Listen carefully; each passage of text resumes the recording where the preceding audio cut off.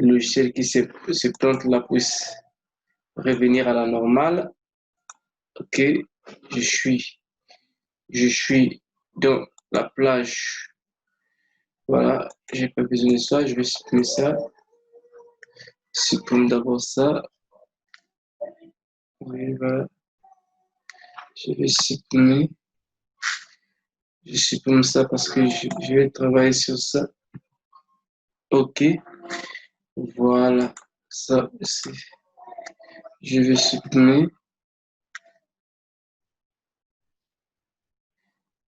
Alors, on va voir la fonction index et variante référentielle. Ici, je vais enlever d'abord. Supprime. On va voir ce que ça va donner ici également. Je vais enlever. Voilà. Ok, nous avons vu déjà sur une formation, sur la partie tout ce qui est recherche. Nous avons vu les recherches V, recherche H. Nous avons vu nous avons vu un peu la fonction date et bien d'autres. Aujourd'hui, on va voir la partie de la fonction index, qui est aussi une fonction qui est un peu plus poussée que la fonction recherche V. C'est vrai qu'il fait à un moment donné il fait presque le même travail que recherche V, les mêmes analyses, mais ici, on va être un peu plus précis. Ce que nous allons aborder. Alors, ici, c'est qui le principe que nous voulons ici, par exemple, c'est que ici, nous avons la partie mois. OK? Nous avons ici des mois. Nous avons des mois de ce côté-ci. Ensuite, nous avons ici les plats des régions 1, région 2, région 3, ainsi de suite. Et ce que nous voulons, de la première approche, nous voulons que je vais choisir un certain mois ici. Alors, je vais d'abord enlever ça, c'était traité. Je vais enlever pour que vous puissiez voir comment ça a été. Je vais enlever là, et je vais supprimer en fait, effacer les seuils de validation. Je dois supprimer. Je vais d'abord ça. Comme ça, vous puissiez voir comment ça a été fait. OK.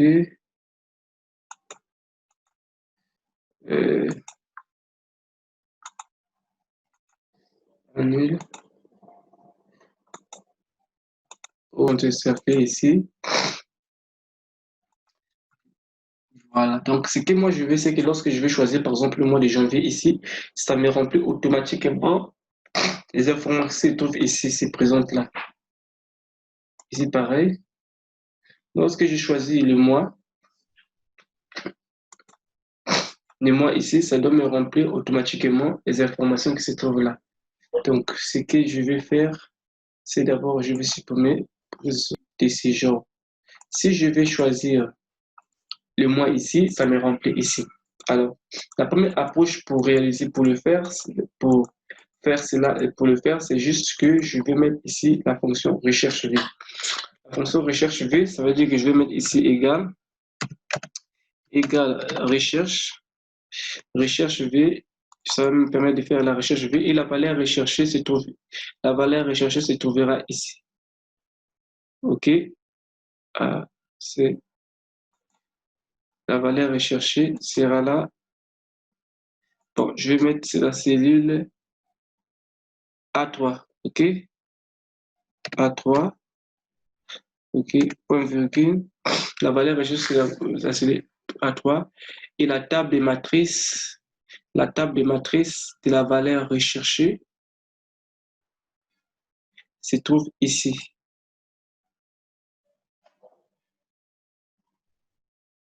Voilà. C'est la table de matrice, se trouve là, de la valeur recherchée. Et ici, moi, je vais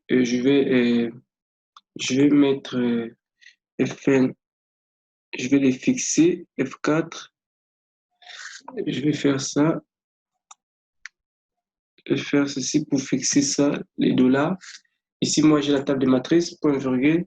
Et la partie, pour la colonne B, le numéro de la colonne sur la table de matrice, c'est la colonne 2. Je mets 2, valeur exacte. valeur exacte 0, je ferme une parenthèse, je ferme la parenthèse, ça me donne NA, dièse NA, parce que vous allez voir que ici, je n'ai pas de, je n'ai pas, voilà, vous allez voir que ici, c'est parce que je n'ai pas, pourquoi ça me fait ça?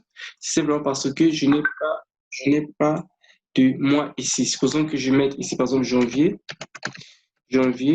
alors, je vais voir ce que ça va me donner. Ok, vous allez voir que vous avez vu que lorsque j'ai mis janvier ici, automatiquement, il m'a ramené, voilà, il m'a ramené le montant de janvier sur la région 1. Je vais tirer automatiquement, ok, ici, ça ne me donne pas la même chose. Maintenant, lorsque j'arrive à N2, qu'est-ce que je fais ici? Que ça va pas être, ouais, table de matrice N2, pourquoi ça marche pas ici? En réalité, c'est le même principe qui va fonctionner ici. Je vais vérifier. Ça m'a pris, table de matrice va partir de A jusqu'à A10. À ceci, la valeur recherchée sera, alors ici, ça va pas être 2, mais ça sera 3. Je vais mettre table de matrice 3. OK. Ici, voilà, ici, ça sera 4. La colonne 4, normalement. Et pourquoi ça fait toujours NA? C'est qu'on va vérifier. Et région 2. Donc, qu'est-ce que moi je cherche ici? C'est que ma valeur, voilà, c'est ici. C'est pas la valeur recherchée, c'est toujours A. Donc A là, ça doit être figé en fait. Je n'avais pas figé les A. C'est toujours A3. C'est toujours A3. La valeur recherchée est toujours A3, mais que je n'avais pas figé. Normalement, je dois figer ça par les dollars. F4, je mets ceci, entrée, OK. Vous avez vu que lorsque j'ai figé ma valeur recherchée, automatiquement, ma donnée, c'est qui suit. Ici, je vais mettre 4, la colonne 4, doit me chercher données au niveau de la colonne 4. Et vous avez vu, c'est la même chose. Ce qui est ici, c'est ce qui se présente là. Donc, si je vais chercher, par exemple, je mets février, je vais faire entrée, automatiquement, il va me prendre les données qui se trouvent sur février ici et me les mettre là. Donc, pour le faire afin que ça soit plus logique, plus professionnel, plus propre à analyser, qu'est-ce que moi je vais faire? Je vais ici transformer simplement ça en cellule des données. Donc, en liste des données. Ça veut dire quoi? Je viens ici sur données. Je viens sur données, je vais prendre liste validation des données. Validation des données, je vais prendre liste. Et ici, la source, pour moi, c'est cette source ici. Je prends cette source et je mets OK. Voilà. Voilà, nous sommes ici. J'ai choisi par contre ici janvier. Automatiquement, OK, ça marche très bien. Lorsque j'ai choisi janvier, ainsi ça marche. Après, qu'est-ce que je peux faire? Maintenant, je peux faire ceci. Je peux récupérer ça et faire un petit un graphique. Voilà. Je peux prendre ceci comme graphique. Je prends ce format d'histogramme ici. Format d'histogramme. Voilà. Je vais récupérer le format d'histogramme ici. Vous allez voir comment ça va être très ludique en fait. Je peux prendre ce modèle. Donc, chaque fois que je vais changer en fait ici, chaque fois que je vais changer les données, automatiquement aussi mon histogramme change. OK? Ça devient au mois d'août, chaque fois que je vais changer les données, mon histogramme change. C'est super. Maintenant, qu'est-ce que je fais? OK, vous voyez que mon histogramme, je peux me changer ça de couleur. Et bon, ça, c'est de la mise en forme en fait plutôt de la mise en forme. Je peux prendre ces modèles, ouais. C'est-à-dire que je peux prendre autant de modèles que je veux. À partir d'ici, il y a plusieurs modèles qui sont proposés et c'est à moi de choisir les modèles qui me conviennent. J'ai la possibilité aussi de changer la qualité de l'histoire démographique. Donc, OK, ceci n'est pas un problème. Maintenant, ici, c'est bon. Nous avons vu que c'est correct. On peut prendre, on peut faire, vous monter ici, ce côté-ci. Maintenant, ce que je vais faire la même chose, le même principe ici, donc, sur une deuxième approche. Cette deuxième approche, c'est qu'on va utiliser la fonction index. Sur la deuxième approche, c'est qu'on va utiliser la fonction index. Index, c'est cette fonction qu'on va utiliser. Donc, je vais prendre ici, par exemple, sur région 1, qu'est-ce que je fais? Je vais mettre égal index. Index. Je prends ici la fonction index et clique. La matrice, pour moi, par contre, ici, index, je ne prends pas des mois. Je prends juste ici. Ça, c'est ma table de matrice. OK, je vais prendre table de matrice. Je vais les figer en dollars. Ici, OK. Ça, c'est ma table de matrice. Voilà, je le fige. Ensuite, je vais mettre point virgule. Ici, on me dit numéro de ligne. OK. Numéro de ligne, pour moi, ça va être... Numéro de ligne, pour moi, ça va être... Voilà. La ligne ici. Une. OK. Je vais mettre ligne. Je vais prendre ligne. Je vais prendre numéro de ligne. C'est A7. Donc, on récupère les informations au niveau de A7 ici. Ça veut dire que je vais prendre, c'est la ligne, voilà, A7.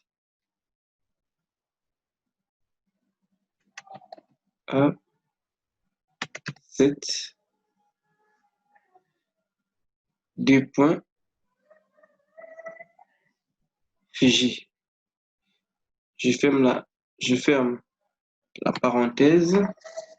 C'est A7, je ferme la parenthèse. Ensuite, numéro de colonne. Le numéro de colonne, c'est numéro, voilà. Quand je vais prendre ici 1, c'est le numéro parenthèse. Par exemple, je ferme la parenthèse. Je mets entrée. OK. Qu'est-ce que nous avons ici? On me dit 610 800, 610 0 87. 610 087. Alors que ici, index. Alors, attendez. Je vais voir si c'est aussi à plusieurs possibilités d'utiliser la fonction index.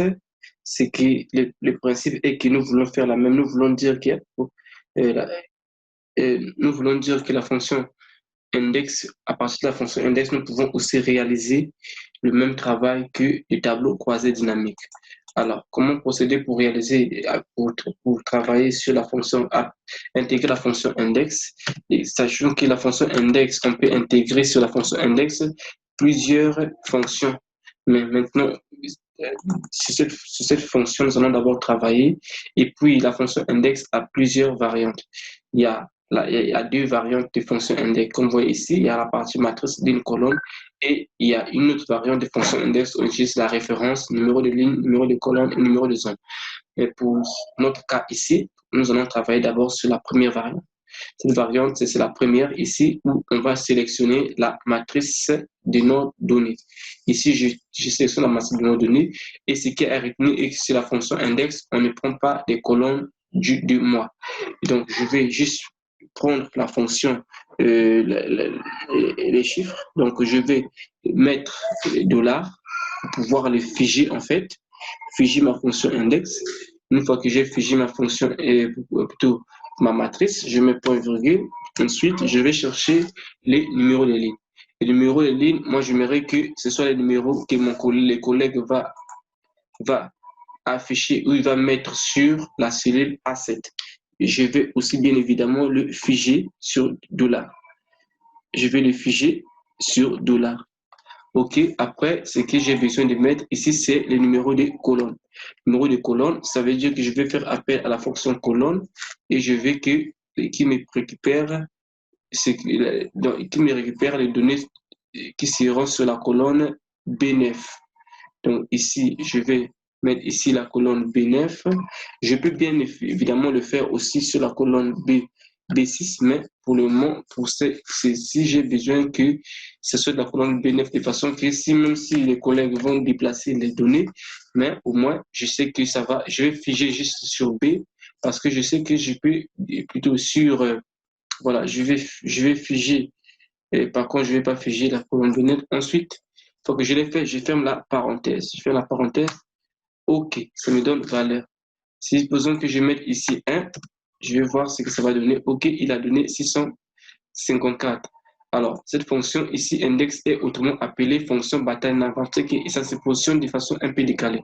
Donc, pour que je puisse réussir mes données, il faut que je mette ici à l'intérieur un moins 1. C'est-à-dire que pour ramener ma colonne à moins 1. Une fois que j'ai fait, alors vous allez voir qu'ici, ça se trouve que je me trouve avec le même montant dans la région 1.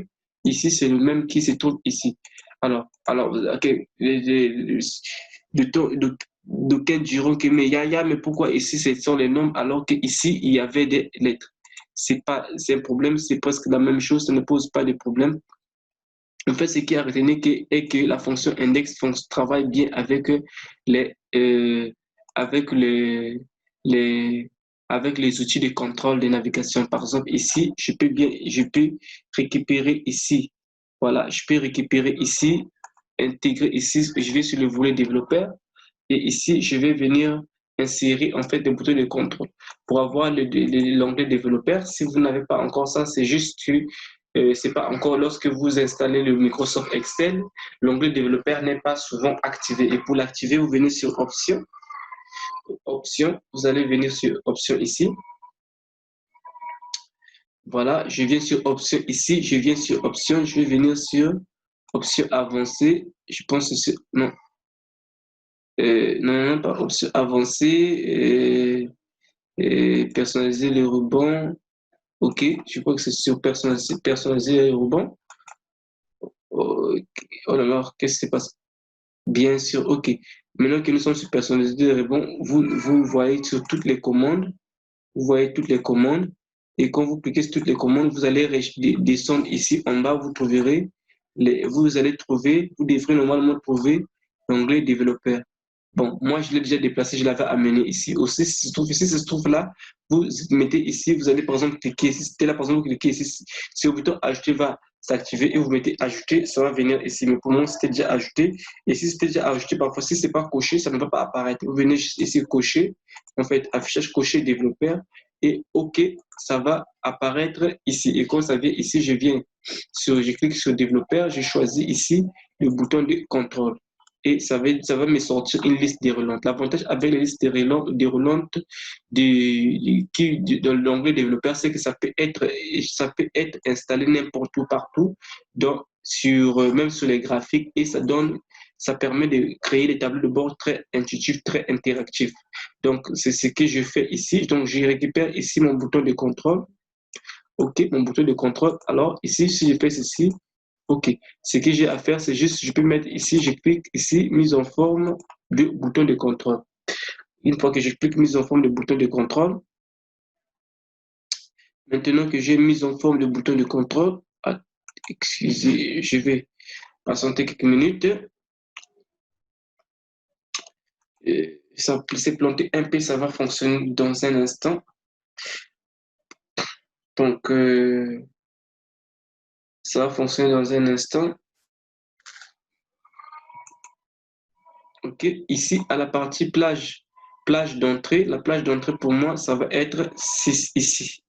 Je vais choisir mes informations ici. Numéro de cellule ici, les numéros de cellules liés. Je vais prendre cette cellule ici, moi. Ensuite, ici, ombrage ici. Bon, OK, ça je laisse, c'est bon. Maintenant que j'ai mis, alors OK, je vais voir ici.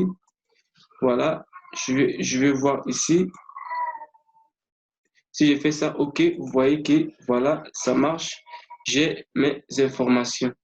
Donc, quand je vais faire ceci, automatiquement, j'ai les informations qui apparaissent. Par exemple, j'ai pris le mois d'août. Le mois d'août ici apparaît au niveau région 1, 948 003. Donc, chaque fois que je bouge ici, ça va apparaître. OK, ça marche. Maintenant, ce que je vais faire, je vais tirer ici pour que ce soit similaire ici, OK, ça me donne la même chose sur les régions 1. Si je cherche, par exemple, juin, automatiquement, ça récupère les informations qui se trouvent sur juin ici, il ramène là. Alors, ce que je vais faire, c'est que je vais avoir voilà, ce qui se passe ici. Je vais récupérer, faire la même chose ici. Je vais récupérer la mise en forme ici. Attendez, je vais copier ici. Je vais récupérer ici. Je prends fonction. Je mets ici fonction. Non. Non, ici, c'est pas ça. C'est pas la fonction qui doit être ici. Je vais annuler. Oh là là, oh là là, oh là là, oh là là, oh là là, c'est pas ce que je vais. C'est pas ce que je vais faire. OK.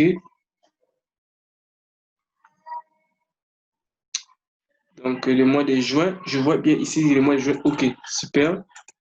Maintenant, ce que je vais, c'est que ici, mon graphique ici,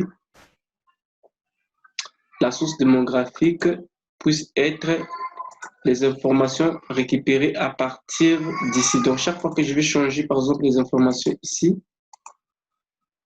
lorsque ça change ici, automatiquement, ça doit avoir un, je peux ici, mise en forme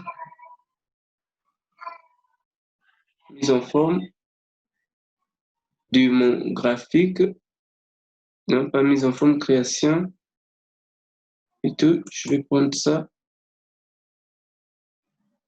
je vais prendre ceci, je vais prendre ceci, je vais les lier en fait avec le premier ici que vous allez voir.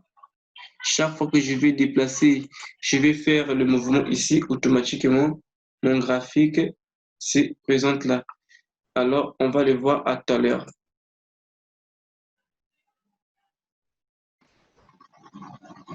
Déjà, à partir du menu développeur, ils sont venus sur le menu développeur, nous avons mis ce bouton de contrôle. Maintenant, ce que je veux, c'est que ces développeurs, lorsque je vais changer ici, et que je puisse avoir un graphique qui bouge, parce que ces graphiques ici, en fait, elle n'est que la résultante de ce qui est de la liste déroulante qui se trouve ici.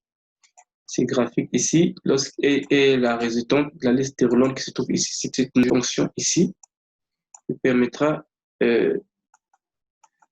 voilà. OK, qu'est-ce que je fais maintenant? Je vais chercher à la source des données, actualiser, récupérer cette source des données. Bon, voilà, ici, j'avais cette source de données qui est ici. Je vais supprimer d'abord celle-ci. Ce que je fais, c'est que je vais ajouter une source de données. Je vais dire que le nom de la série, pour moi, c'est le nom ici, région. Et la valeur de la série, de cette nouvelle série, se trouve ici. Je récupère cette valeur de série et je mets OK. Maintenant, si je vais décocher cette partie, ici, je vais modifier ces éléments ici. OK. Superbe, je ferme. Voilà, donc maintenant, ma source des données. Donc, si je choisis ici, je prends maintenant juin, automatiquement, ça bouge. Donc, ça veut dire que mes données maintenant sont récupérées à travers ces données ici. Donc, si je fais ceci, je prends ici, voilà, automatiquement, il bouge. Maintenant, si je veux maintenant avoir les mêmes les données des deux sources, en fait, des deux approches différentes, en fait, de l'approche index, je vais avoir ces données aussi de l'approche recherche V. Toujours les graphiques, je viens sur sélectionner les sources de données. Je vais cocher ici, là aussi, automatiquement, les deux vont apparaître. À présent, si je vais prendre, par exemple, ici, au mois de décembre, supposons que je prends, par exemple, le mois d'octobre, voilà, vous avez vu que ça a bougé, en fait. Le bleu a bougé, mais si je prends, par exemple, le même mois octobre chez moi, ici, ils doivent avoir le même... Alors, vous avez vu que ce sont les mêmes informations, parce qu'on récupère toutes les informations de ce tableau ici. Donc, nous venons de faire vraiment un vrai tour d'horizon à travers cette formation sur la partie index matriciel, index référentiel. Et sur cet index référentiel, nous avons vu comment intégrer les tableaux. et nous avons utilisé un peu le menu développeur avec les boutons de contrôle. Nous avons vu la fonction recherche V et c'était vraiment un meilleur tour de raison. Nous allons à présent pour le prochain tutoriel, nous verrons d'autres aspects du réflexe et d'autres aspects notamment sur la fonction index et variante matricielle parce qu'on vient de voir c'est index et variante référentielle. Nous allons voir par la suite l'index et variante matricielle et fonction équipe en mode exact. Surtout, n'hésitez pas à vous abonner sur la chaîne si vous suivez cette formation sur la chaîne YouTube. Je dis à très bientôt. Si vous avez besoin d'une formation complémentaire plus approfondie, alors laissez-nous un message sur WhatsApp. Nous vous enverrons les liens pour avoir une formation complète. Et on se dit à très bientôt. Merci. On se dit à la prochaine.